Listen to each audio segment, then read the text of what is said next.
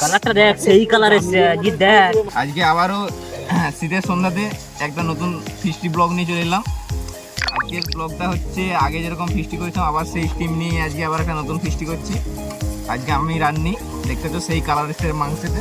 আজকে বেশি কিছু মেনু হবে না, মেনু হবে বলতে মাংসের ঝোল, আলু ভাতে আর ভাত। সেদিন একটু বেশি মেনু হয়েছিলো আর বেশি রাত হয়ে গেলো। আর আজকে একটু উপর থেকে খবর পেলাম যে আজকে নাকি হাতি নামাবে আমাদের এইদিকে, যেহেতু আলুর সিজন প্রত্যেক বছরই হাতি নামায় বা হাতি পারাপার করে এক বন থেকে অন্য বনে। সেই জন্য খবর হলো যে আজকে হাতি নামানোর কথা আছে, ফরেস্ট অফিসার ফোন করেছিল। সেই জন্য সকাল করে একটু রান্নাটা করে নিয়েছি, বেশি মেনু করিনি। তো চলো রান্না এবার দেখতে থাকো।